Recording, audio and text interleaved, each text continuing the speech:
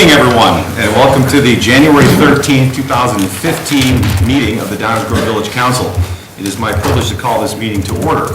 There are copies of our agenda on either side of the room. If you haven't already done so, please pick up a copy and you can follow along with our proceedings tonight.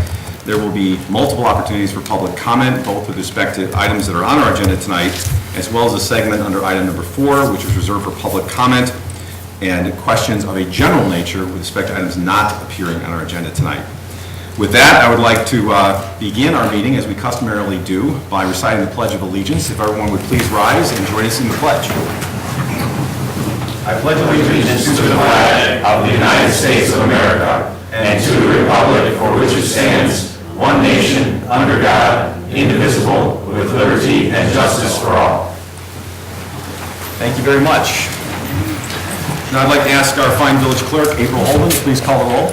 Commissioner Jose? Here. Commissioner Olson? Here. Commissioner Rankin? Commissioner Barnett? Here. Commissioner Neustadt? Here. Commissioner Durkin? Here. Mayor Tully? Here. Thank you. That brings us to item 3, which pertains to our approval of minutes from prior council meetings. We have one set of minutes to approve tonight. Those are our regular meeting minutes from January 6, 2015. If any members of the village council have any questions, comments, corrections, or concerns with respect to those minutes? Seeing that there are none, do I have a motion to approve? So moved. Second.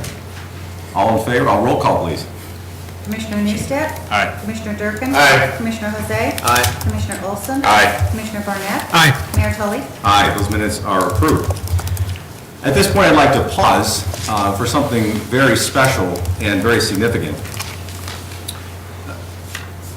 It is a fact that when someone is placed into frigid water, hypothermia, loss of dexterity, and even death can occur in less than 30 minutes. It is also a fact that on January 6, 2015, the low temperature that day was 5 degrees, the high temperature was 12 degrees. That was the air temperature. It is also a fact that water wicks away warmth from the body 4 to 5 times faster than does frigid air. And it is also a fact that on January 6, 2015, a life was saved and heroes were made. As many of you probably know, as it received a great deal of recognition and deservedly so, on Tuesday, January 6th, 2015, the Downers Grove Fire Department responded to a 911 call at 3:35 p.m. for the report of an individual who had fallen through the ice and was calling for help.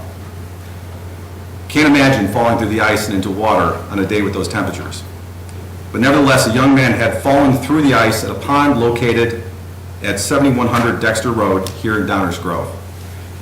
And that's by way of introduction. To truly give this remarkable story and amazing outcome its due justice, I would like to call upon our fire chief, Jim Jackson, to please come to the podium, pick up where I left off. Please describe to us what happened, who was involved, and we'd very much like to recognize them this evening. Good evening, Chief Jackson. Good evening, Mayor and Council. And I'll kind of pick up where you left off there, Mayor. But tonight we are here to recognize the outstanding performance of the police, fire, and the Village Dispatch Center. As you recall, and we talked a little bit about the January 6th incident, the 911 system was activated by a caller who heard that loud cry for help, coming from behind her house in the 7100 block of Dexter. It was from a 14-year-old boy who was walking home from school and fell through the ice. The dispatch center took the critical information from that caller and immediately dispatched police and fire units to the scene. When the police officers arrived on the scene, it was seconds before the fire department, but yet they had a vital role. Is that they made contact with the individual, they tried to keep him calm because they witnessed him lying on his back trying to stay afloat. And they were doing some contact visuals to make sure that if hypothermia did take over and that boy slipped underwater, they could advise the fire department exactly where he went in. So the neat thing about this, I should say the critical thing about this, is when the fire department rolled out of the station, the crews were talking about this plan, a plan to rescue the boy, what they were going to use, the equipment they were going to use, and how timely they need to get him to the ambulance. So after they got on the scene, they quickly deployed their equipment, the plan in place, and they executed flawlessly. Therefore, they pulled the victim out of the water, got him to the ambulance within minutes. They treated him and transported to the hospital. If it wasn't a matter of the teamwork that we had, the critical information that we got from the dispatch, the police arriving on the scene, doing visuals, and the firefighters pulling the victim out of the water. This incident could have had a dramatic change. So I'd like to take this opportunity. I'd like to call up the police and fire who are here tonight and the dispatch. And we'll start out with the dispatch of Joe DeFata and Diane Daly. If you please step forward. You guys want to? And the members of the fire department who are on the scene that are here tonight, we'll start out with firefighter Dan Pica. Please step forward. Firefighter Dale Smith. Firefighter Glenn Mathias. Firefighter Jerry Bonsanto. Firefighter Matt Woolrad. And Battalion Chief Dan Major. Members that could not be here tonight from the police department are Officer Jim Hartlib, Rich Marco, Sergeant Dave Franklin, and Nick Linklater. Members of the fire department who couldn't be here tonight, they're also part of the rescue. Lieutenant Charlie Tatro, Lieutenant John Stover, Firefighter Medic Patrick Yeager, Firefighter Paramedic Joe Conway, and Jacob Sporna. Gentlemen, we want to thank you for the dedication and the commitment not only to the community, but to this village, for everything you do, and we want to congratulate you for a job well done. Thank you.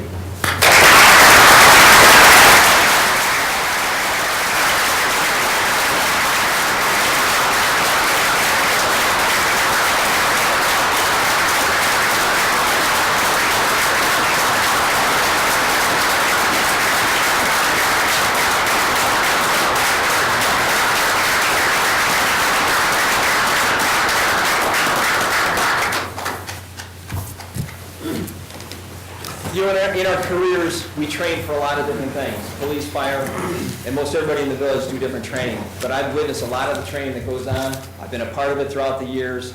And it's these times that we have an incident like this, that the years and years of training that we have and we put into a rescue, it pays off within minutes.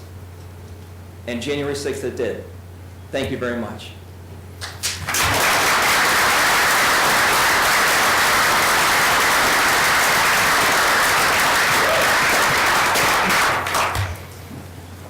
Things could have so easily gone differently, and the only thing standing between that outcome, that tragic outcome, and what actually happened were the brave men and women who were involved. So thank you once again for everything that you did. I can't even imagine being anywhere part of that scene that's up on the wall there, given those conditions. Well, thank you again for everything you do and all that you do to be prepared for these moments. We greatly appreciate it. It truly is a great reflection upon our community and upon your departments. Thank you. I know my colleagues probably want to add some words as well, so we'll take a moment to do that as well. And I want to thank Commissioner Durkin for suggesting that we bring everybody in today in order to rightfully recognize you for your acts of bravery and service to the community, and particularly this young man who's going to be okay thanks to what you did. Colleagues? There's nothing more that needs to be said. Perhaps another round of applause.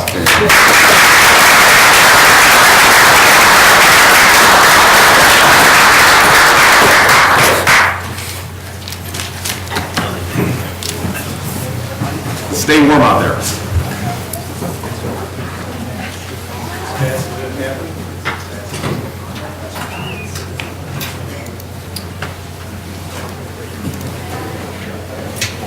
Very good. That brings us to item 4 on our agenda tonight, which, as mentioned earlier, is reserved for public comments of a general nature with respect to items not appearing on our agenda.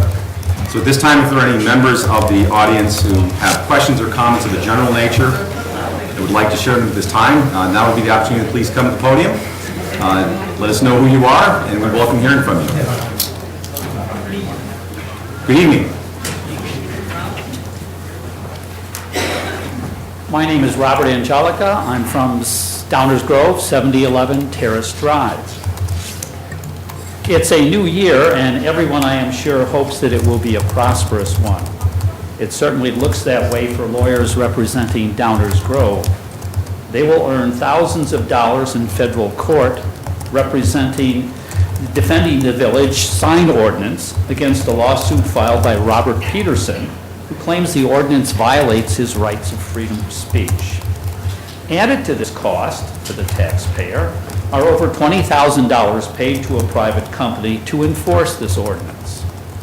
I have seen some of the new signs. They certainly are more sedate and tasteful and more expensive. How does the business owner pay for these signs? Does he reduce a pay raise for his employees or perhaps not give one? Does she spend less on new equipment for the business? Does she charge her customers, us, the citizens of Downers Grove, higher prices? Someone else, the employee, the equipment manufacturer, or the customer will help pay for these signs.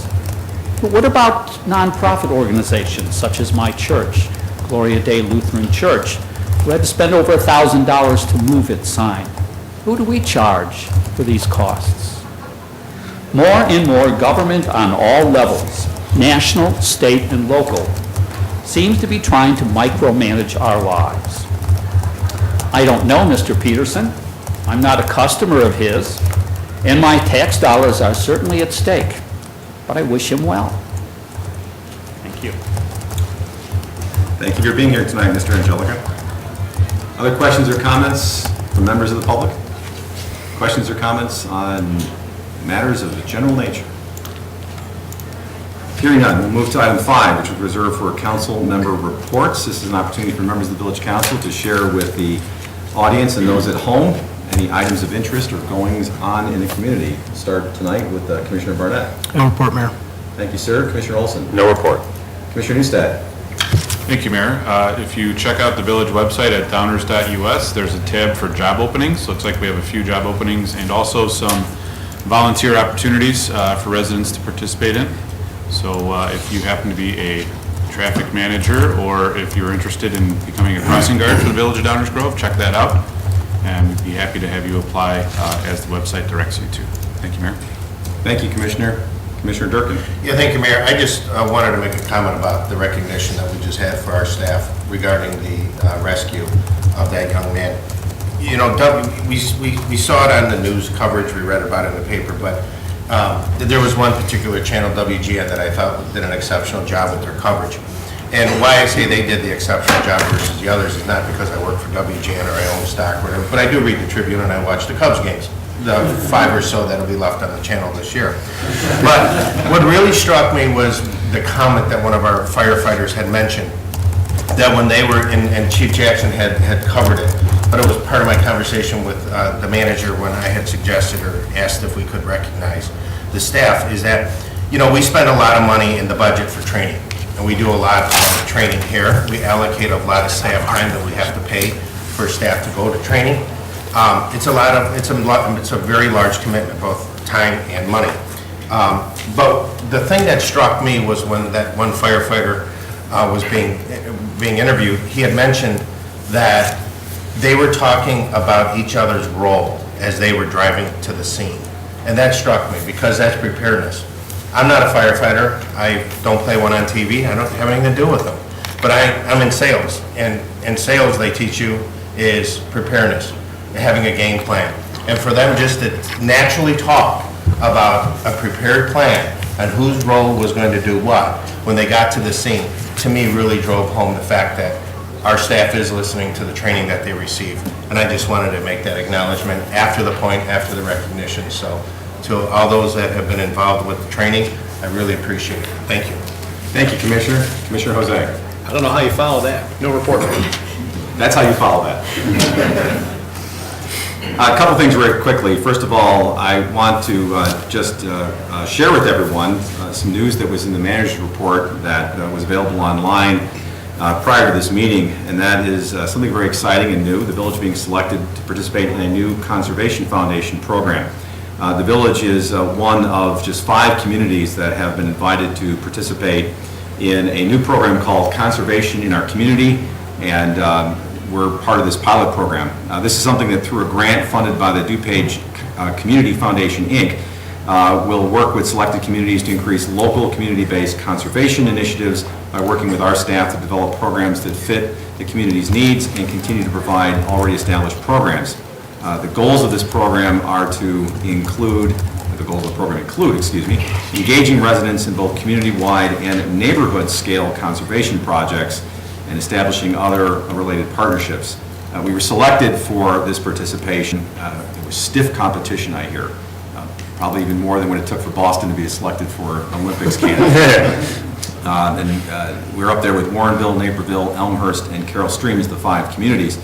What brought us that attention and that recognition was that we're already a community viewed as being in the forefront when it comes to things like stormwater management, and we've established ourselves as a community that is very concerned with the environment, which is reflected in a number of different ways, not only how we conduct our own business through our personnel and our facilities, but also, for example, the establishment of the Green Business Award that we give out to deserving businesses within our community and encouraging that.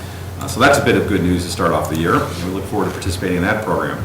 And then, of course, as I mentioned last week, this Thursday at the cafetorium at Downers Grove South High School, the District 99 Education Foundation will be holding the 2nd annual Pizza Wars. That will take place at Downers Grove South on January 15th from 5:30 to 8 p.m. You have to reserve your tickets, and you can do so by sending an email to president@d99ef, as in efhutton.org.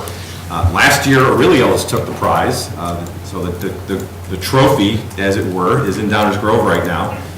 The competition pits pizzerias in Woodridge and Downers Grove against each other for the prize of best pie, and we want to make sure that that pizza trophy stays in Downers Grove this year, so if you can, please go out, enjoy what's a great event in support of a great cause, which is the Education Foundation of District 99. That's Thursday from 5:30 to 8 p.m. at Downers Grove South. That's all I have. So that brings us to item 6, which is our consent agenda. Do I have a motion to approve the consent agenda? So moved. Second. Any questions or comments from members of the audience with respect to any of the items on tonight's consent agenda? Hearing none. Any questions or comments from members of the Village Council? Hearing none as well. May I have a roll call, please? Commissioner Newstead. Aye. Commissioner Durkin. Aye. Commissioner Jose. Aye. Commissioner Olson. Aye. Commissioner Barnett. Aye. Mayor Tully. Aye. The consent agenda passes unanimously. That brings us to the active agenda. We have 3 items on our active agenda tonight. First, item 7A, do I have a motion to adopt an ordinance approving a redevelopment agreement with Bequity LLC, Series Roman numeral, that would be 17, Downers Ogden LLC. So moved. Second. Any questions or comments from members of the audience? Questions or comments from the Village Council? Roll call, please. Commissioner Newstead. Aye. Commissioner Durkin. Aye. Commissioner Jose. Aye. Commissioner Olson. Aye. Commissioner Barnett. Aye. Mayor Tully. Aye. That matter passes unanimously and brings us to item 7B as in boy. Do I have a motion to adopt an ordinance authorizing a special use to permit a personal vehicle repair and maintenance facility at 2300 Wisconsin Avenue, Units 301 and 302? So moved. Second. Are there any questions or comments from any members of the audience? Questions or comments from members of the Village Council? May I have a roll call, please? Commissioner Newstead. Aye. Commissioner Durkin. Aye. Commissioner Jose. Aye. Commissioner Olson. Aye. Commissioner Barnett. Aye. Mayor Tully. Aye. That matter also passes unanimously and brings us to item 7C as in Charlie. Do I have a motion to adopt an ordinance amending provisions concerning streets and sidewalks effective as of February 1st, 2015? So moved. Second. Are there any questions or comments from members of the audience? Questions or comments from members of the Village Council? May I have a roll call, please? Commissioner Newstead. Aye. Commissioner Durkin. Aye. Commissioner Jose. Aye. Commissioner Olson. Aye. Commissioner Barnett. Aye. Mayor Tully. Aye. That matter passes unanimously. That brings us to the end of our active agenda and to item 8, which is our first reading or our workshop agenda. We have no items on our workshop agenda tonight, so we'll go right to the mayor's report. I have nothing to add to my prior report, so we'll go right to item 10, which is reserved for council member new business.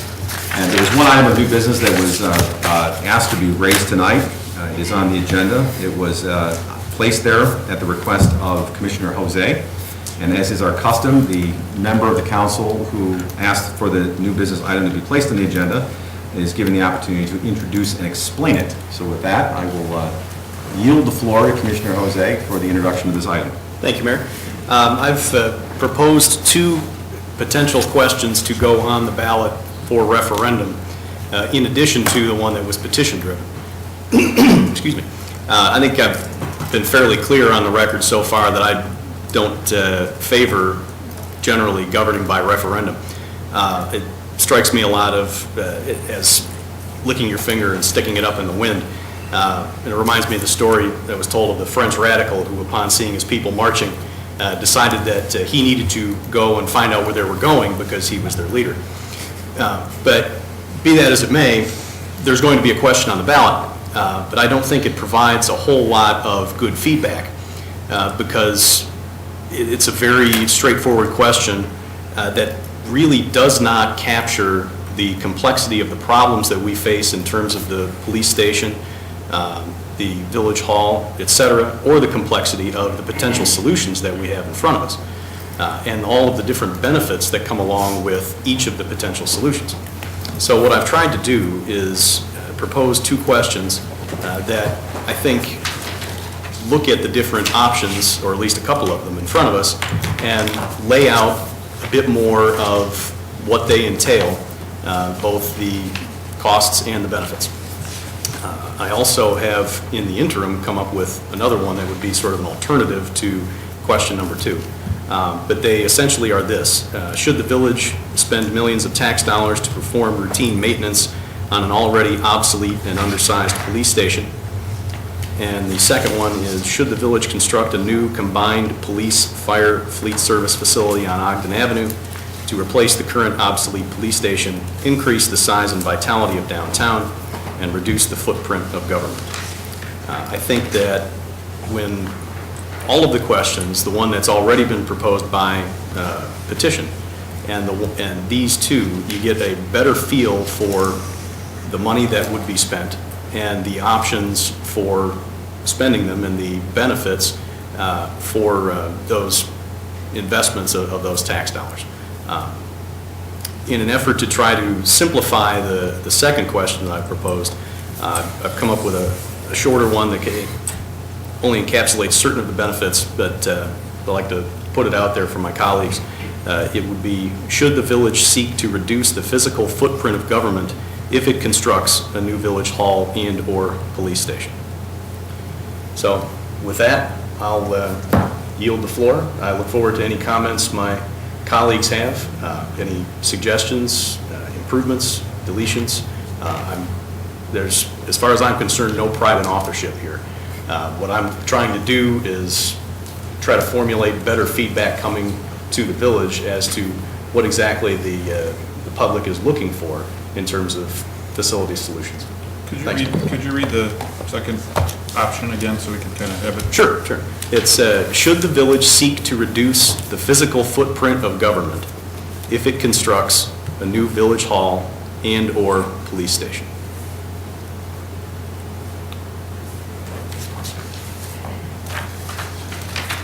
While everyone's writing it down, any thoughts, questions on Commissioner Jose's proposed item?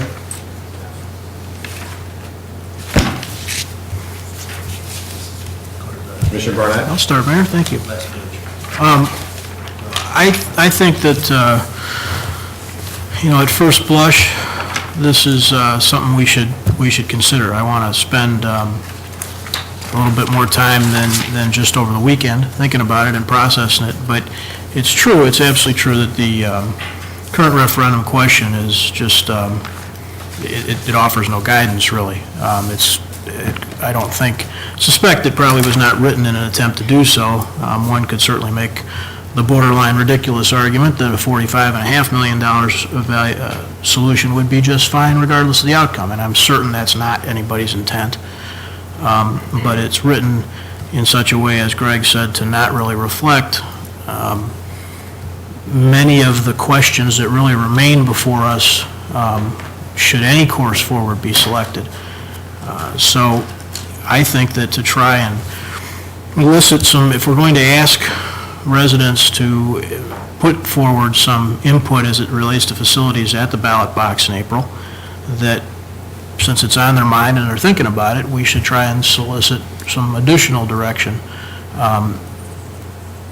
That question alone answered either way, either yes or no, would really not provide us a whole lot of direction. Even if it were answered yes, it doesn't really tell us about the site, it doesn't really tell us about the size of what we want to do, it doesn't necessarily comment yes or no, it doesn't necessarily comment on what we might or might not do with existing facilities. So I have to process the questions a little bit, spend a little more time with them, but on their surface, I think it's a reasonable and worthwhile exercise to try and get a little more input, since the community by and large will be, tuned in and ready to give us some input. Thank you, Commissioner. Other thoughts, Commissioner Durkin? Yeah, point of clarification. What's the latest date that we have to get these referendum questions on the ballot? Next Tuesday, January 20th. Next Tuesday, what, 5 o'clock? Or after our meeting? 11:59 PM. Oh, okay. But that means we have to vote, have two crafted, drafted questions, Yes. and we have to have a, The resolution Approval. has to be adopted on the 20th. Right. Oh, okay, all right. Well, I concur with what Commissioner Bernard had stated. I think the question that is currently going to be on the referendum is too vague. It doesn't really show us or point us in a direction. My fear is that the way it's worded, what happens if you come in under the set dollar amount that's in the referendum? You didn't spend more than what the referendum says. So I agree. I think this is something we definitely need to do because it is a need that's out there.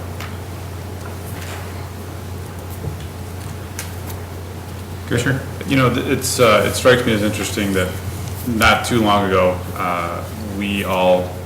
most of us had said that governing by referendum was not our general desire. I think we have all been elected to represent our village, represent our community, and represent our residents to make tough decisions. While there is some room, I feel, for referendum, certainly when the electorate goes out of their way and places an advisory referendum on the ballot, that's fine. We will go through that process and let the voters speak to that referendum question that has already been submitted. But when the organization trying to go through a process is beginning to start to look at referendum questions, that's where I have pause. I think that we have gone above and beyond where we need to go with this facility conversation. We've done an excellent job of engaging our community. We've had town hall meetings, we've had virtual town hall meetings, we have had, I don't know how many extra meetings, dinner table, coffee table meetings here at Village Hall. The information is there. We heard tonight that the citizen referendum question is vague. I would argue that some of both these questions are vague as well. There's no way to capture the entire project and plan in one question, in my opinion. There is one part of this question that's proposed tonight from Commissioner Jose that I do like, just one part, reduce the footprint of government. I think that statement alone is very important in what we are trying to do as a council in moving forward with the facilities project. The first question, should the village spend millions of tax dollars? That's pretty vague. How many millions is too many? How many millions is the right amount? What's routine maintenance? Somebody's routine maintenance may be fixing windows in the roof, and somebody else might be cutting the grass and trimming the trees. Should the village construct a new combined police fire fleet facility on Ogden Avenue? That first sentence to an uninformed voter could mean anywhere on Ogden Avenue. Let's be vague. I really do appreciate the desire from those who are interested in putting these referendum questions forward to get more information from the electorate. That's always a positive to hear from the voter and hear from the residents. I feel like we have been hearing from residents and we have been hearing from voters, and I also feel like that we have been, and we've taken the time to go through the process to educate ourselves and educate the public. We make big decisions every day. We make big decisions every Tuesday. And I feel like the Downers Grove Way has been on it's been on display here with this project. We've gone up and down, left and right to tell our residents where we are, where we want to go. And we've made decisions along the way. Some of us have agreed, some of us have changed, some of us have said, no, I don't like that at all. And that's the way that we govern, in my opinion, here in Downers Grove. So I won't close the door all the way tonight, but I really think that, sticking with not governing by referendum, this seems like, I think I said it earlier to somebody, some of the referendum questions that we've had in the past that have come from this dais have been larger policy-driven referendum questions. Term limits and pension reform at the state level. This, to me, seems like a micromanagement style referendum question for a process and a project that we should be moving forward with on our own. We didn't have a referendum when we constructed Fire Station number 2. We didn't have a referendum when we did the stormwater utility. We didn't have a referendum when we did the original stormwater bonding. Those are all multi-million-dollar projects. And I think that we have the information, we have the tools, and we have the knowledge to make this decision on our own. Obviously now with the public referendum on the ballot, we need to be very aware of how that plays into the conversation and make sure that we are not moving in a direction that may, down the road, cause undue use of tax dollars, which basically is code for maybe we should take a pause until after the election and see what the results are. I'll wait till next week to see and hear from Commissioner Rankin, who's not here this evening, and then, of course, from my other colleagues tonight to see where we are and what the actual questions may morph into. But like I said, and like many of us said a couple of months ago or a month ago, governing by referendum is not something that I'm in favor of typically. Thank you, Mayor. Thank you, Commissioner. Yeah, but Commissioner Newsom, I don't think we're governing by referendum. I think what we're doing is trying to set the path for what the public referendum should have really have done. I mean, I think this is more in defense to find out exactly what it is that the public feels that we should or should not do.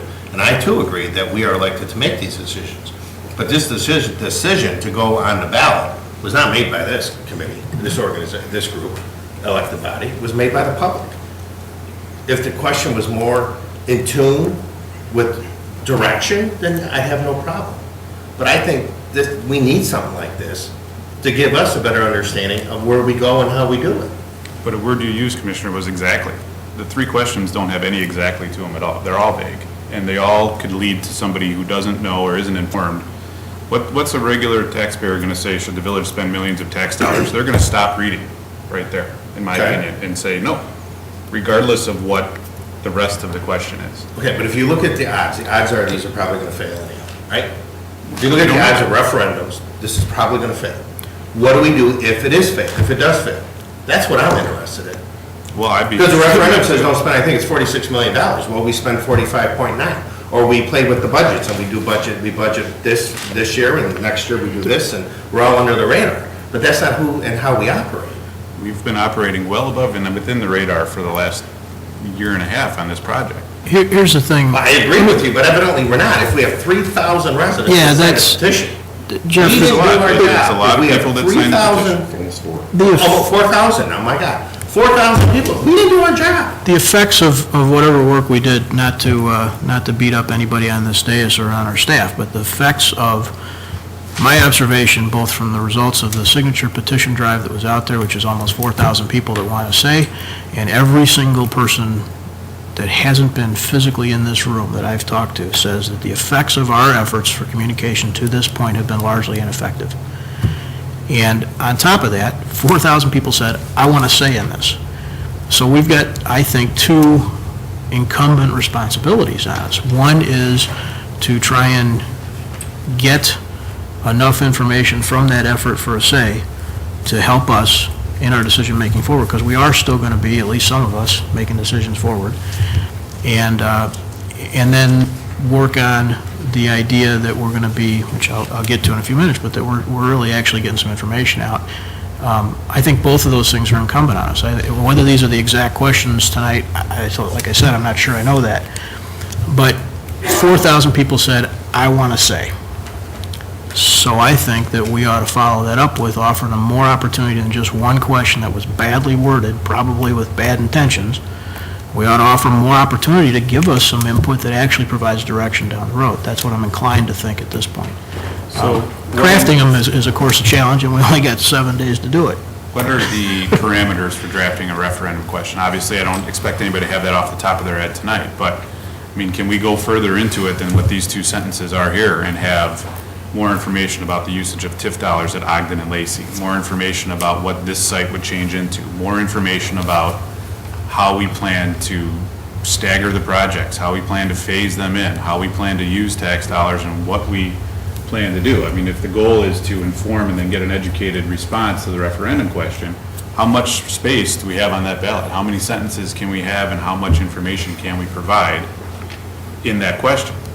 That would be something I would be interested in hearing before we make our decision next Tuesday, and then maybe either give the seven of us or the village attorney or whomever a shot at drafting a question.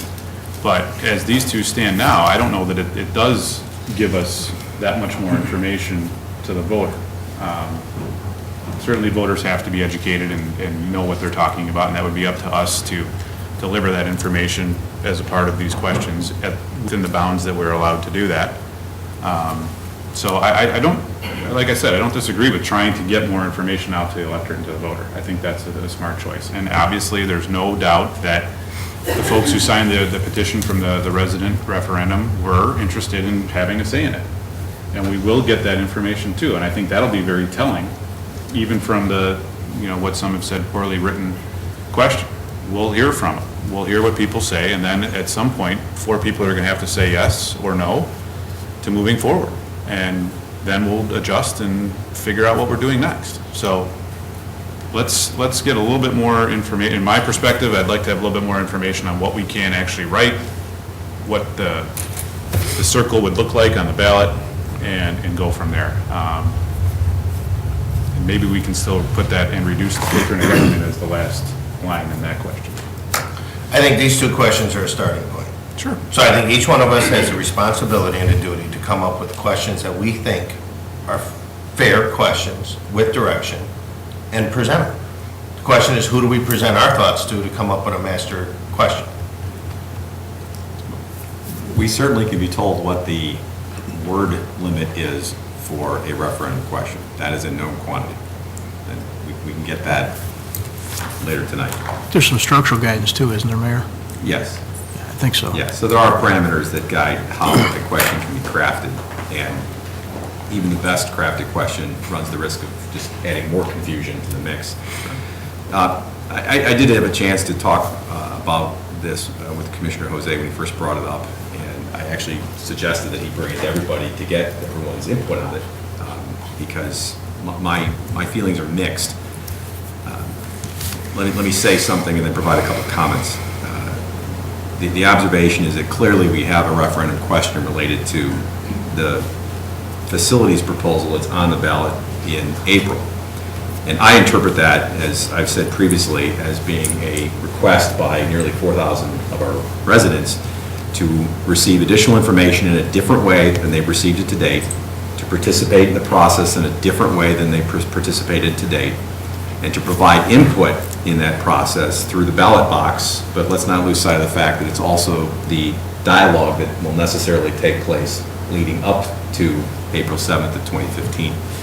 That's how I interpret the effort and the request, and that's what I've heard. And it's as Commissioner Barnett said, it's really a call to have a voice in a way above and beyond what has taken place to date in the perception of those who put their signatures on the original petition.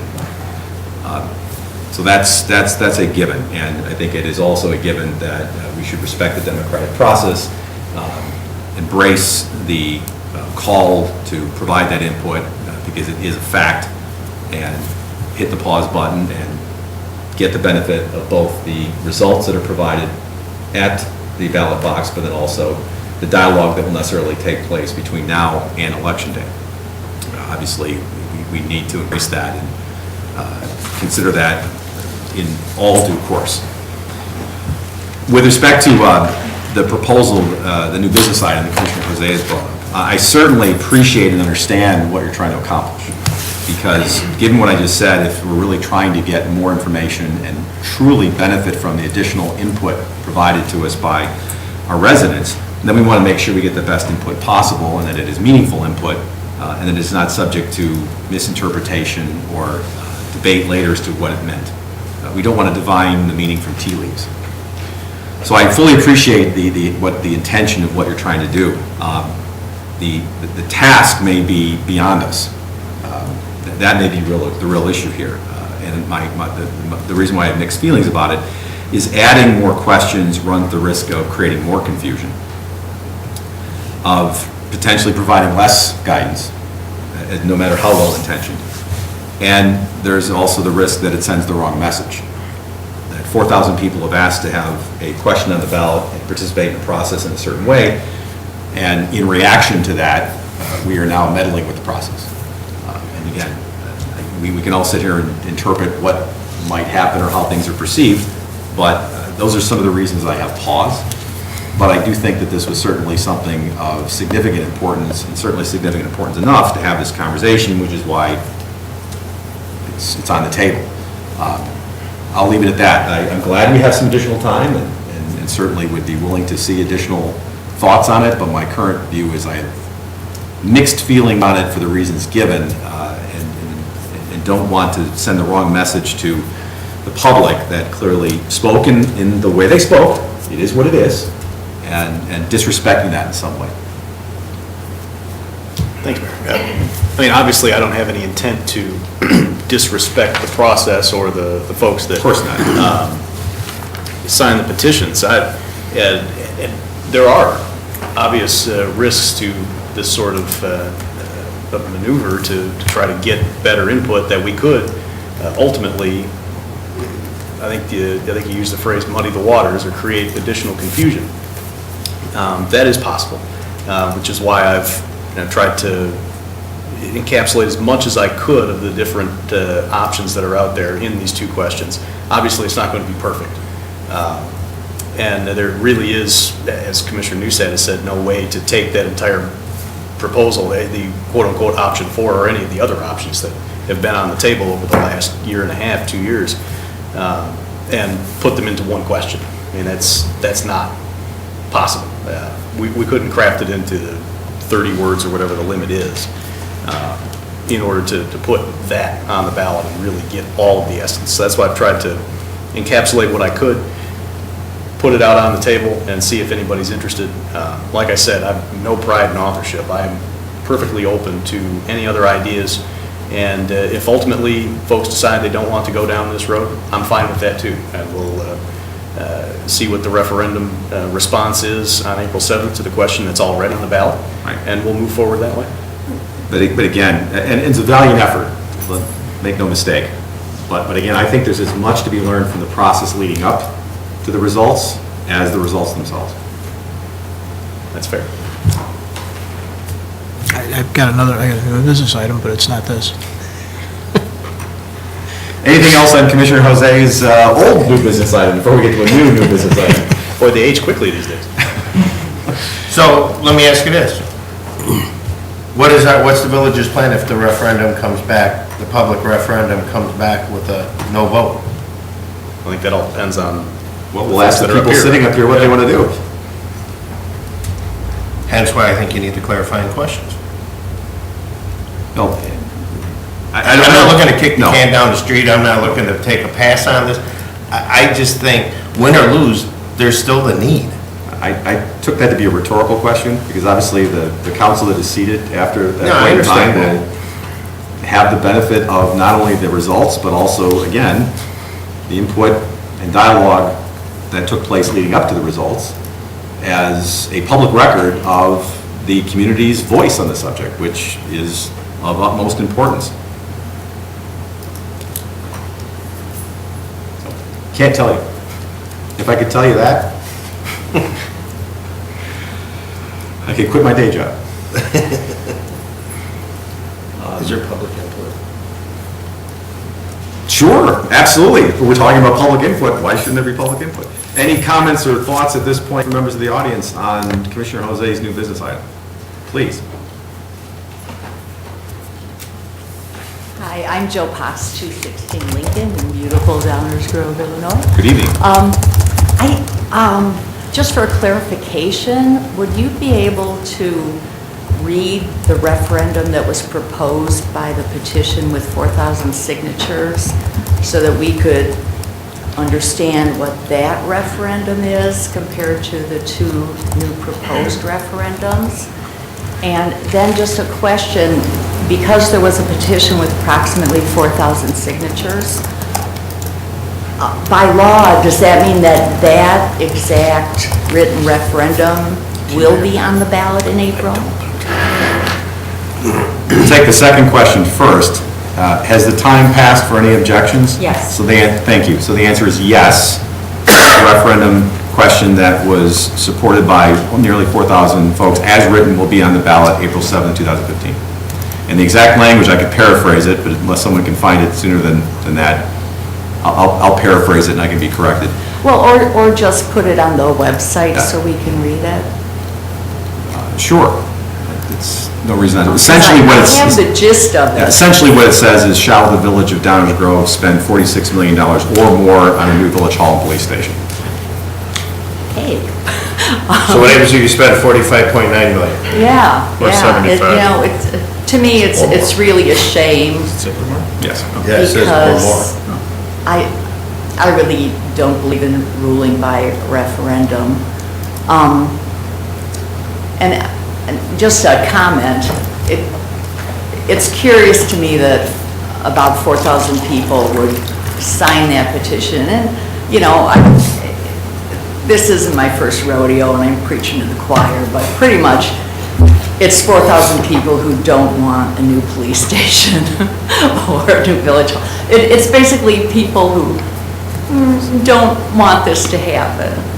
And I find it curious that this many people signed a petition.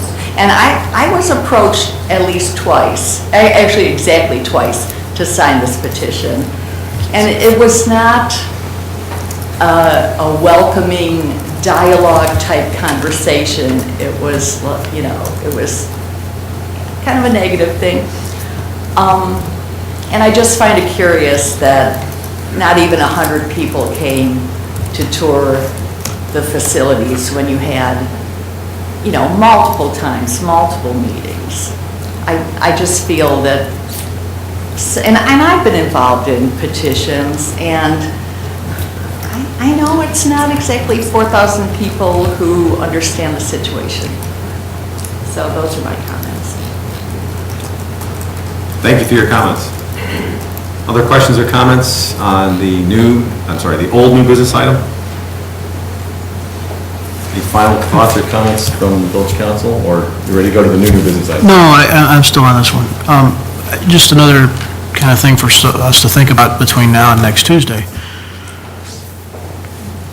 The inverse of this could happen too, right? I mean, we go and work on education, and, you know, obviously, most of us up here think that there's a course that makes some sense, and it's possible that others would end up feeling the same way.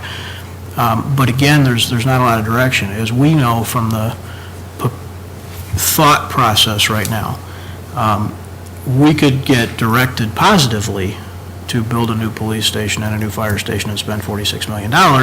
We could get halfway down that road, find out that this building is not worth what we think, and now what? We've been told to spend that money and build one. Yeah, but we might not. So I think that, I don't know that these questions are the ones, and I don't know that we'll successfully get it pulled together by next Tuesday, but I think the idea of trying to get some additional direction is, I think, a worthwhile endeavor for us over the next week. We'll see if we can or not, but there's, you know, either way that the actual existing referendum comes out, there still could be interpretations. You could take Sean's, you could also take the opposite, which is everybody says build it, and then it doesn't work out that way.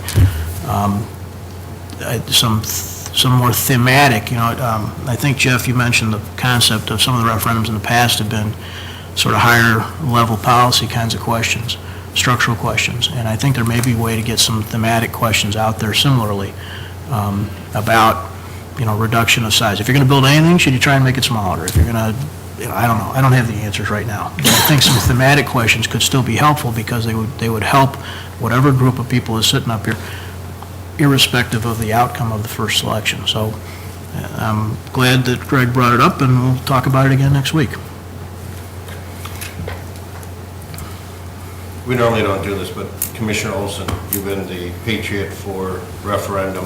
you haven't said anything. Do you have anything to share with your thoughts on a rebuttal, if you want to call it that, additional questions? I support gathering additional input from referenda. I think I've been consistently supported that throughout. I understand the concerns that Mayor Tully and Commissioner Newstead have put out there, and look forward to seeing what we can work out over the next week. So you don't really have a position if you're for or against it? I guess not. Okay. These questions, it sounds like we're going to have some additional discussion, and I look forward to the discussion. Okay. What I'm hearing is that I think everybody's in favor of getting the most valuable guidance from the taxpayers that we can. Correct. And is there a way to heighten that in an effective manner that doesn't send a message other than what was intended? Correct. And I don't think, I'm not hearing a lot of disagreement on that. I think it's how is the challenge, not the intent. Plainly, we want to receive as much input from the taxpayers as possible. And again, I don't want to underestimate the value of the exchange of information and the dialogue that can take place between now and Election Day as a supplement, not supplanting, but supplementing the results at the ballot box. But again, like I said, I'm mixed. I have concerns about whether it can be done in practice. I agree. Clearly successfully Valid executed, points. Yeah, however that valid is, points. would be helpful. I don't think there's any disagreement. All right, more to come. And thank you, Commissioner. As I thought it would be a good conversation to have. Thank you, Mayor, and thank you to all my colleagues. I appreciate it. With that, Commissioner Barnett, new business. Thanks. Not for the discussion tonight, but in keeping with our process for the last few months here, I intend to have something in for distribution before next Friday, ideally to talk about next week. And Mayor, it follows up on this conversation about referendum perfectly. I think that the evidence out there, if we take folks at face value, whether we look at the personal interactions that I'm just speaking for myself, the personal interactions I've had with neighbors and friends who've asked about this, if we take the various sort of op-ed pieces that have been put out there, if we look at social media reactions, clearly, from where I sit, we have been wholly, or at least largely, unsuccessful in describing what we think this potential process would be and what we think the outcome is. If all those folks that I've spoken with and we've heard from in those various mediums are, being straight and upfront about their commentary, then we've not succeeded.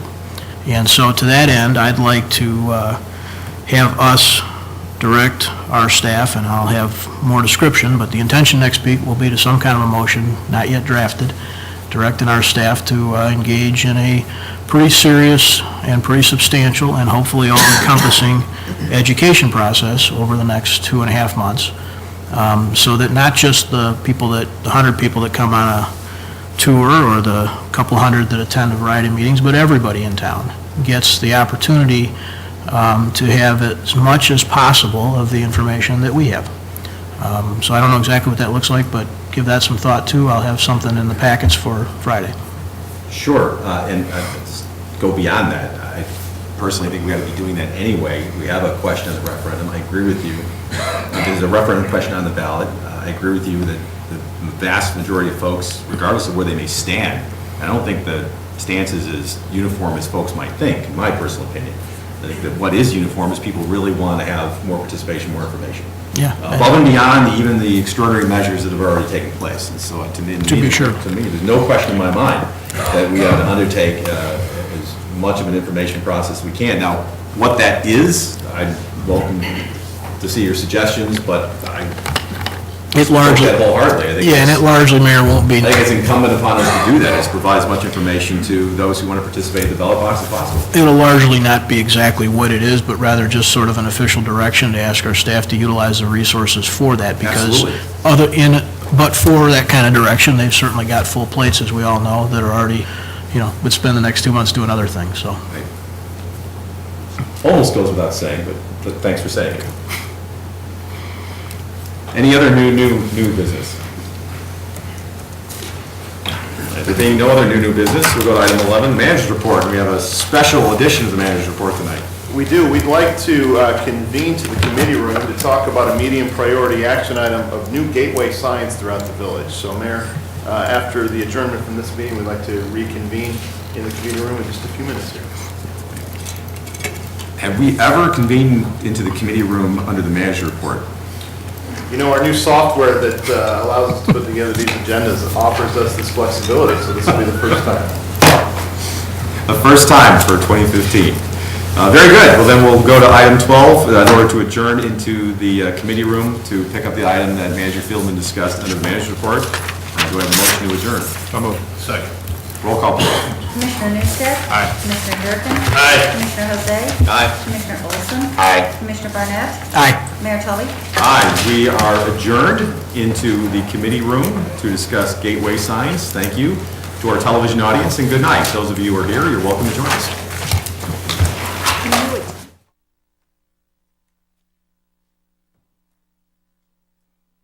Back, we're now reconvened into the committee room to hear the manager's report. Manager Fieldman, your report, please. Thank you, Mayor and Council. We're here tonight to talk about the proposal for new gateway or entrance signs here to the village. It's been a topic the council has been discussing for several years, dating back to before the Great Recession. It is a medium priority action item for this council. And tonight we hope to roll up our sleeves and go on designing our future gateway signs. And here to lead us in that discussion is our communications director, Doug Kozlowski. Welcome, the voice of Downers Grove. Thank you. Thank you, Dave. Good evening, Mayor and Council. As Manager Fieldman mentioned, we are here tonight to provide you a status report on the medium priority action item regarding gateway signs. And the purpose of this medium priority action item is to design and construct gateway signs along major thoroughfares throughout the community. And before we reveal the designs to you this evening, we want to just take a minute and provide you with a little bit of background as to what our staff, our small team of staff members did to meet this challenge.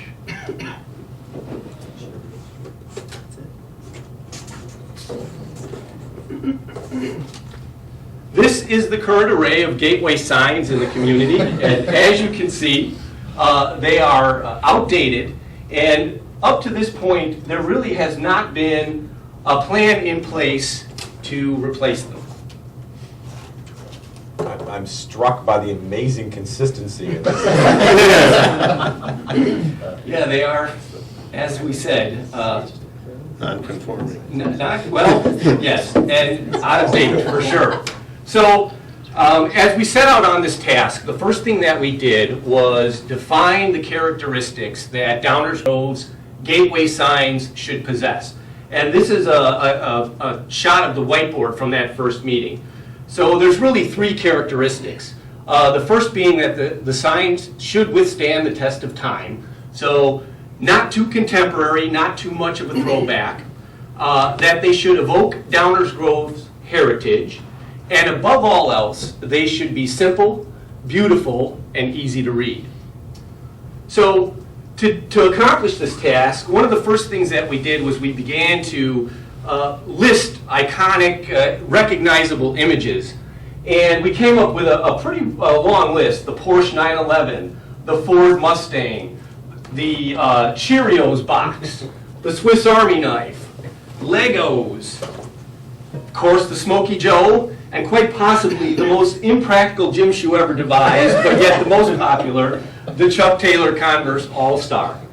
And so these are things that are very recognizable to people and would evoke images and memories across a wide range of people. We then set about to list some iconic, recognizable images in Downers Grove. And here you see Prince Pond, the clock from the Main Street train station, of course the Tivoli Theater marquee, and not just the train station, but the Chicago red brick of the train station. The red brick is featured throughout our community on brick streets. The Morningside Square condominium features a version of red brick. Acadia on the Green, and of course, the Dickey Tool company building was actually Chicago red brick. So red brick is prominently featured throughout our community, as we feel it was a strong iconic image. The next one, of course, are Sears homes. Sears homes, constructed in 1908 to 1940, were the kit homes sold by Sears and Roebuck. And as we looked at iconic images, including the Sears home, we kind of recognized a common element in the Sears homes as well as what's being constructed today in terms of residential construction. And that's this column feature with the stone base and the obelisk element at the top. So these are two Sears homes. So you have the stone base, obelisk element, and this is new construction going on right now that features, as part of the front porch, a stone base with an obelisk element on the top. And we thought that was a very strong iconic feature in the community. The next thing we did was travel the world via Pinterest. And there is quite a lot of gateway signs available, as there are a lot of images on Pinterest. But we kind of zeroed in on this particular design here, the one that's highlighted, that features the stone column and the sturdy beam construction at the top. And we felt that this particular design is emblematic of the sturdy craftsmanship heritage of Downers Grove that's featured not only in the residential architecture, but in some of the newer buildings that are being constructed. So, that is a feature and a heritage that we want to evoke in the gateway signs that we are about to propose. So without further ado, I'd like to provide you with our gateway sign proposal, which we have several styles that we are suggesting. This is the monument version. Now, this poster here actually shows proposed locations, and all told there's about 9 of them. But not all of those right-of-ways would accommodate this particular monument design. So we came up with this alternative that we'd like to propose that can be used in those areas where there isn't a large amount of easement to be able to accommodate a sign. And some of those locations would just not be conducive to that sign. That said, I'll give you a minute to take this in, and I'd like to turn the presentation over to Alex Pellicano, who is the Building Division Manager for Community Development. Alex? Thanks, Doug. You're welcome. So, welcome. I am the Building Division Manager for the Village of Downers Grove. First, I'd like to recap a little bit our design intent, and it is to welcome travelers to our community with an enduring, iconic symbol that evokes a familiar warmth and a sense of permanence. So we researched these numerous sources and found various elements that, when pulled together, created a symbol with this timeless mass appeal. The inspiration of a front porch, I think, is a particularly appropriate analogy. It welcomes people to a home. We want to welcome people to the Village of Downers Grove. The specific design style, this craftsman style, has been popular for over 100 years and celebrates quality and attention to detailing. The craftsman style itself originated as a uniquely American aesthetic around the turn of the century and has proven to remain popular throughout the years, even through to today. It proliferated across the country really by means of popular periodicals, journals of the day, and these home catalogs where you could get plans for the entire home as almost a kit of parts and be able to have somebody construct a home or construct it yourself. And this style was a popular style in those catalogs. As far as the sign design itself, in general terms, we do have this tapered column on top. Below it, a durable pier of robust construction. The stone piers themselves at the base appear to be this monolithic element, but by today's construction standards, we would do it a little bit differently for cost savings as well as for some other features that I'll get into in a minute. The stone could be a cultured stone, which is more typically used in new construction today. Owens Corning, for example, is a popular supplier of this. It's a 2-inch cementitious product that would go up much like tile on a backer board and supported by a lightweight steel skeleton. This provides a couple of benefits. One, less labor, less material, but also if a vehicle were to strike it in the right-of-way, it would give. It's a breakaway design rather than something that could cause injury if it was struck. Tapered columns themselves, above we see a stone as well as a wood. The stone would be the same with the 2-inch cultured product. The wood, something more maintenance-free than your traditional wood detailing would be. Something along the lines of a fiber cement product like a Hardy board, which you may be familiar with that product, or even a PVC plastic product with an embossed wood grain. Through color, you wouldn't have to keep repainting it, that kind of thing. The single or double heavy timber beam on top could either be the structural aspect itself if it was out of cedar or redwood, or it could be the same fiber cement product or PVC product that would conceal a structural element within it that would actually be doing the heavy lifting, if you will, for the sign. The rest of the elements, the metal connectors, the sign itself, the lettering, we all see as being out of galvanized or aluminum with a durable, high-performance painted finish, corrosion-resistant fasteners, everything to be able to withstand, the harsh elements that they're likely to endure. The letters themselves, typically on signs like this, are done out of aluminum, and they have a powder coat finish on them. They would either be backlit with energy-efficient, long-lasting LED lighting, or spotlights on the front that would be of the same nature with the LED lighting. The familiar red brick we've added here as a planter connecting the two piers. This serves two purposes. One, it evokes that Main Street train station, as well as forms a base that complies with the sign ordinance. And all aspects of our sign design are intended to, of course, comply with the sign ordinance.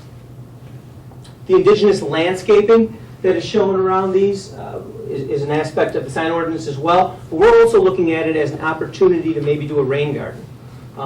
In community development, we see rain gardens implemented in a lot of development that goes on, and we have to field questions about exactly what that is, how that's executed. This would be a great example that we could actually direct people to say, if you'd like to see a rain garden that's actually been constructed, you could see our monument sign at any given location. So with that in mind, our smaller sign is a variation on the same theme, but it also stands on its own as this craftsman detailing in a front porch, just with the element coming straight out of it as a column, as opposed to the tapered element in the larger sign. So intended, as Doug said, for limited right-of-way availability. That being said, I'd be happy to answer any questions you might have about some of the more technical aspects that I've presented. Thank you, Alex and Doug and the council. And normally we spend most of our council staff time at the very highest policy levels, structure of government, direction on how to fund things, and we rarely get the opportunity as a team to design a sign or design a building. It's our time to work together as a team to comment on and design the signs. We have our staff available here to help facilitate the discussion, but really what we want to do now is hear directly from the council on your thoughts and reactions to not only the process of how we got to this proposal, but your thoughts and comments on the design itself. Mayor. Thank you. Great presentation. I appreciate actually seeing you replay the creative process that led to this. It explains a lot of the elements that are there. My first reaction is I think it's a very handsome choice. I have no comments about the exterior. My comments are more about the font and the placement of the lettering of the sign itself. But that's easily done. But the rest of it I think is smart and well done. The middle sign, I do like the design as well. The middle sign kind of takes me to the time that I've spent in Lake Tahoe, a little bit more alpine-ish and stone-ish from the mountainside, which doesn't really fit into Downers Grove, but it's very attractive. A couple of the questions that I wrote down as we were going through, and Doug will maybe help me with this one. Nowhere on that sign do we see the village logo.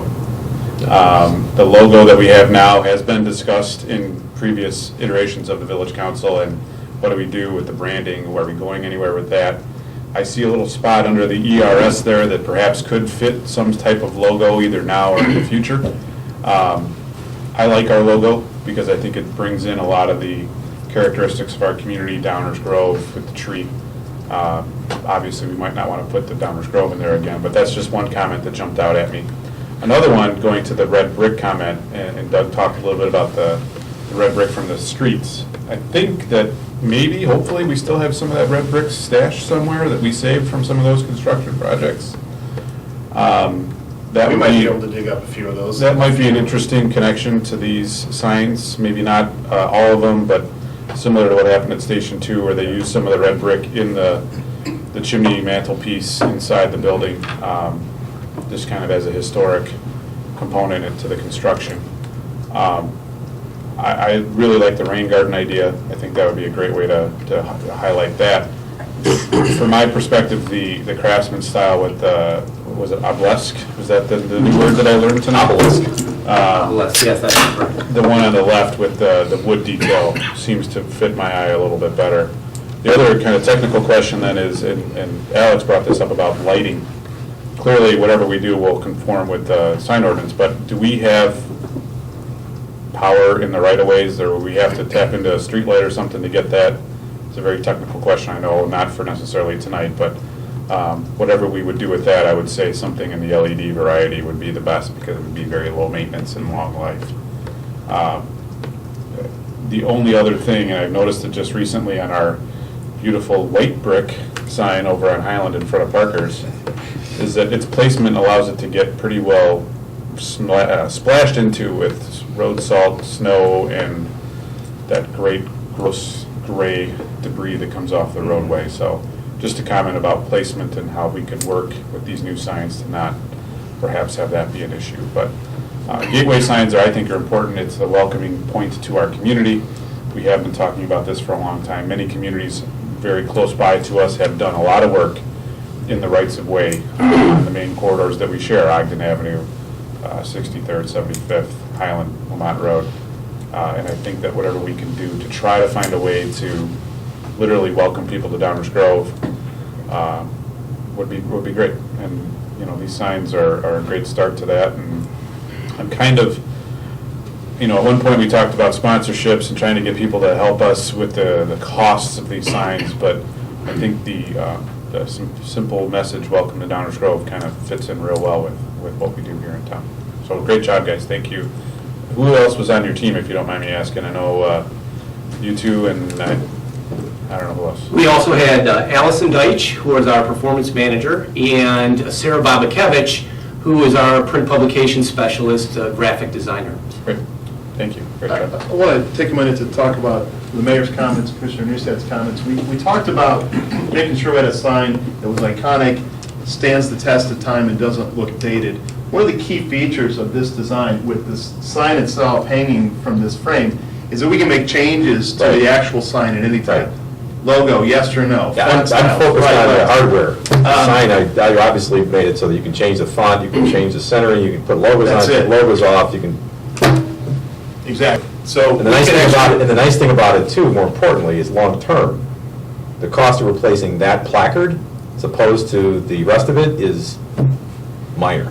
So we can take it a step further. If we put the first one up and we don't like how it looks, that's the least expensive part. We can keep fine tuning logo, yes or no, font, yes or left justified, right justified, center, all those things that we may hear about tonight. The great news is, if we like the frame and want to go forward with the frame, we can make those changes to the sign element. Personally, I think the frame is great.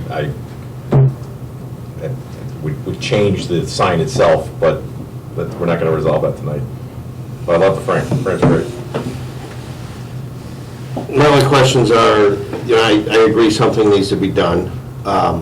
What do we have budgeted for this? And if we have, what is it, 9 signs, 9 locations? What are the costs associated with this? I think we have $100,000 in the FY15 budget. I think we have 9 locations proposed. The signs will have a variety of costs, a range of costs, because of some of the things that Commissioner Durkin brought up. Are they lighted? Yes, sir. Oh, that's right. Sorry. Looking at Commissioner Durkin's position. Regardless, the First time we've ever been confused. Sign Is lighting... A lot of firsts tonight. Is lighting required? How close is the electrical? All the sort of the design details. A preliminary budget number we have per sign, a maximum per sign, 50,000. That is a real conservative number. We think 30,000 is probably closer, but we want to plug a very conservative number now.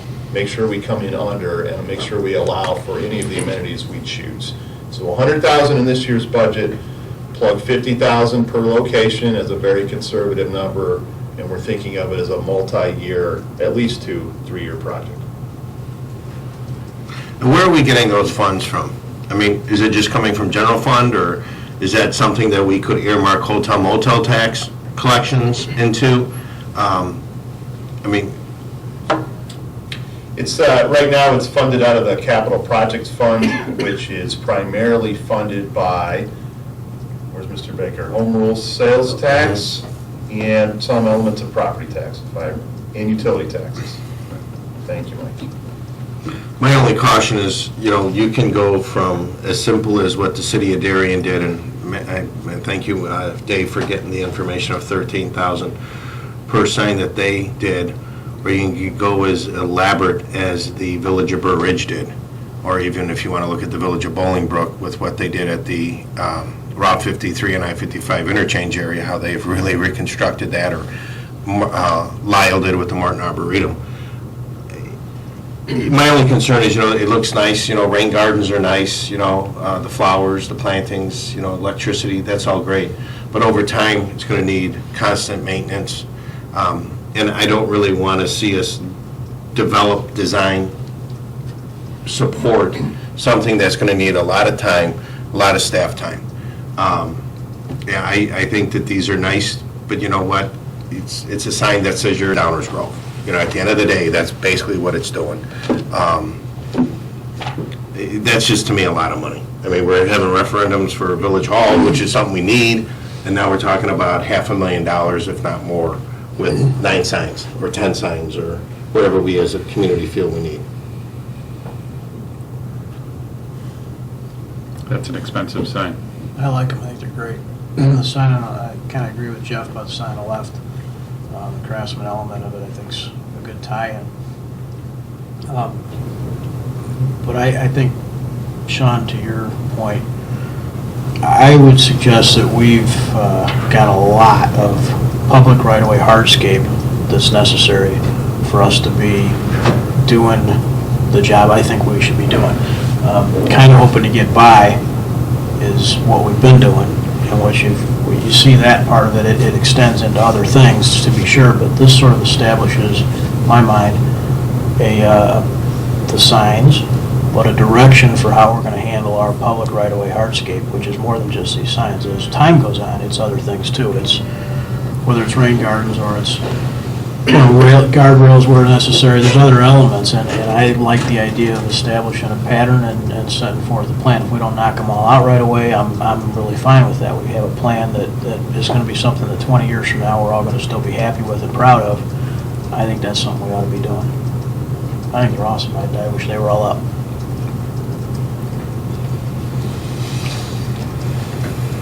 I agree with pretty much everything Commissioner Barnett said right there. I think these signs look great.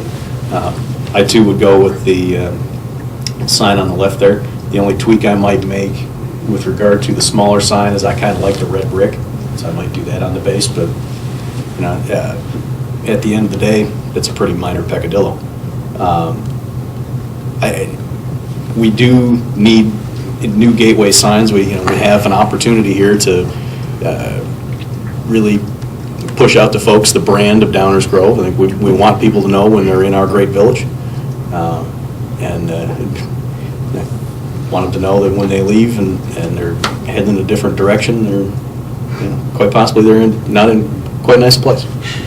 We love our village, and I think we want to build that identity, and this is one, I think, very important step toward doing that. What's the price tag on this kind of single sign? The sign itself? The second Well, one. The sign itself, $16,000, but it'll still have the, the electrical aspect to it. No, I mean the second- sorry, the Secondary sign. pole sign. Yes, the one. 16 grand? 16. To me, that looks like a Coldwell Banker sign. Well, focus on the frame. We'll come back to the sign. I'm just saying, the way it looks, that's all. Room for your picture right Our on rights it. are not for sale with these signs. Commissioner Olson wants one for his address sign. Well, I just, I really do like this sign on the left here. I like the differentiation of the two elements, incorporating both the wood and the stone and the red brick. I think that's a nice touch. I agree with the mayor that the design of the actual sign, the fonts, things of that nature, I think that's certainly something we should talk about, but I like the idea that these are very clean, very clear, crisp, and people can read them, because there's certain signs, and there's the picture of the signs that we currently have. Some of them are very small. Others, signs don't even exist anymore. So I think this would be a vast improvement to go something like this.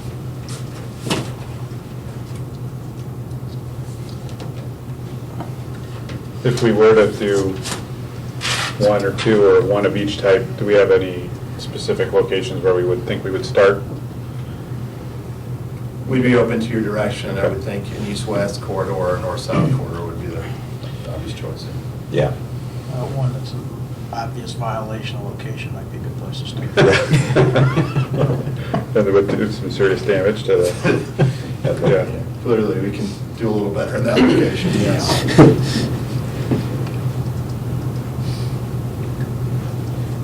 The locations proposed here on the map, these are the, obviously, these are the main thoroughfares. The location at the bottom left corner, is that one proposed on 75th Street? Where is that one? That's actually the Lamont Road, or no, excuse me, this one right here. Yeah, that is 75th Street, 75th near Woodward. There's some signage there that we thought, it's one of these older ones here, I believe. 75th, yeah. But yes, that was just a proposal. We can certainly move those around, and we have to really go out and start to measure and then reach out to the various governing bodies in those areas to work on permits. And IDOT basically and DuPage County are the two that we'll be coordinating with. Right, because most of these roadways are IDOT. Correct. Or IDOT or DuPage roadways. Yep. I've got to ask the question that everyone does when their architect shows them the designs for their house, and they say, "Oh, I love it," and then they see the bill, and they start talking about, well, maybe if I move this and take that out, we use different material, we did, can we get it down to X? I assume not tonight, but we'll have, to follow up on Commissioner Durkin's point, we'll have opportunities to sort of look at alternatives in terms, I agree with what everyone else has said. I think that the one on the left is distinctive. I think it's something that will be memorable. It's handsome, so on and so forth. The frame, the sign, I think with some adjustments would be fine. I agree with the logo. And there are other things with the font and placement, but that's easily dealt with. The frame is clearly where the money is. Options in terms of making it look as nice, but yet bring the cost down to where there's no sticker shock.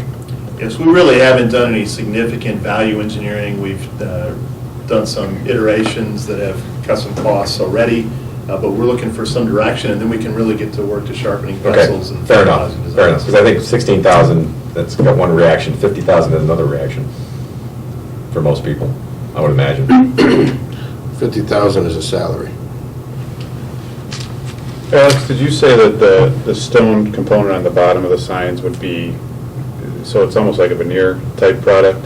Yeah, really nobody is doing, solid monolithic stone anymore. Right. The 2-inch cultured stone is a robust product still. It's not the ultra-thin tile that you see delaminating and coming off, from the 80s or 90s. This is a cement-based product, so it's durable, and yet it evokes that feeling of true stone.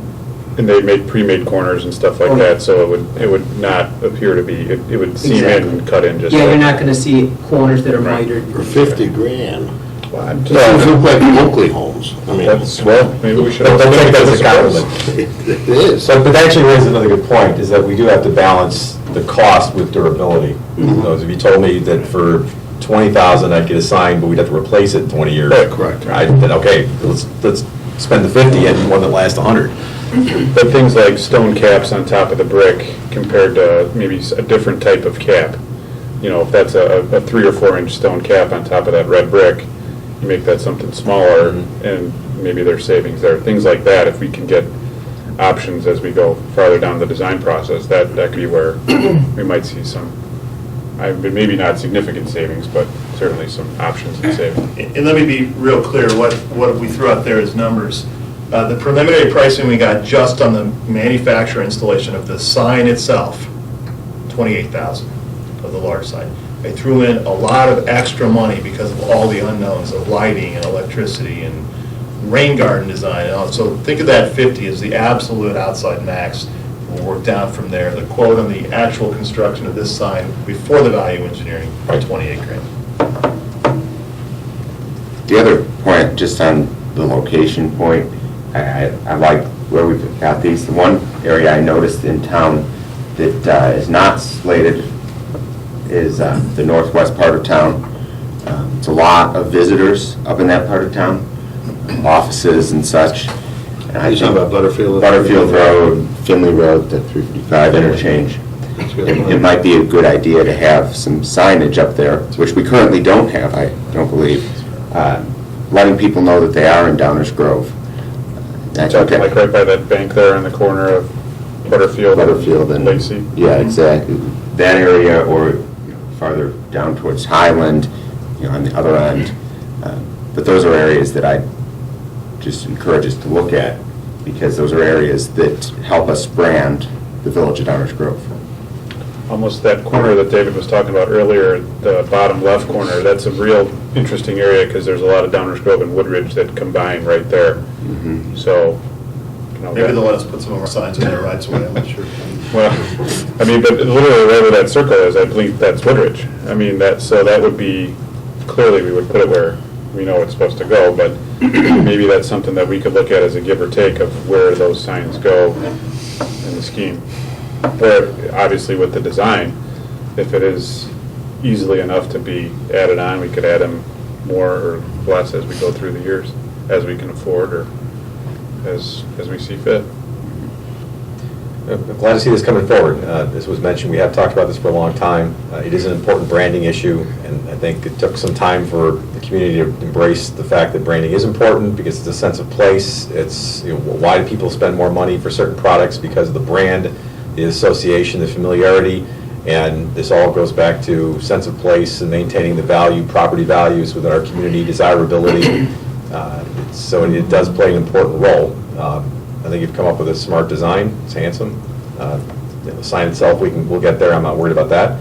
As long as we can do it for a good cost for good value, I think we're on the right path.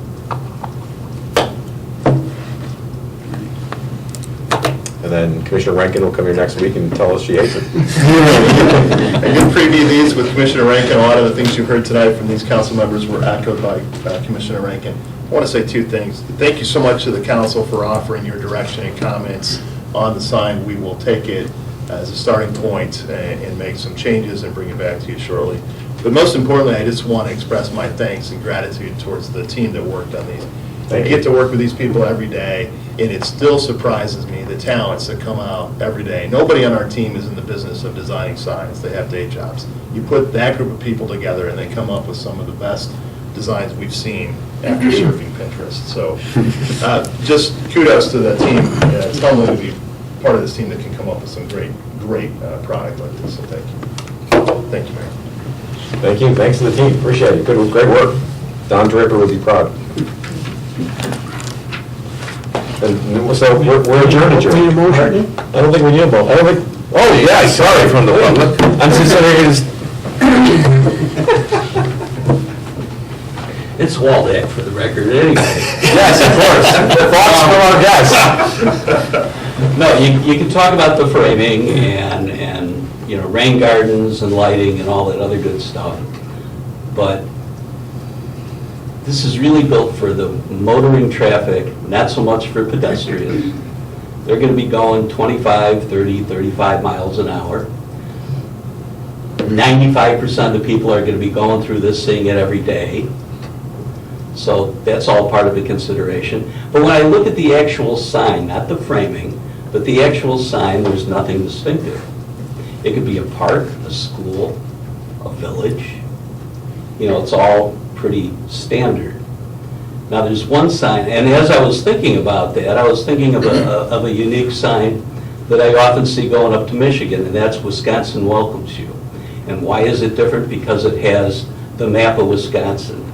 Maybe, and I don't know if it can be done, but one thought that occurred to me, that maybe rather than the standard semi-rectangular sign, is maybe if you can put it on a village map type of hanging. I don't know if it can be done, but it would be distinctive. It would be like the gym shoe, the Lego, you know, it would be the map. Just a thought. You mean the boundaries?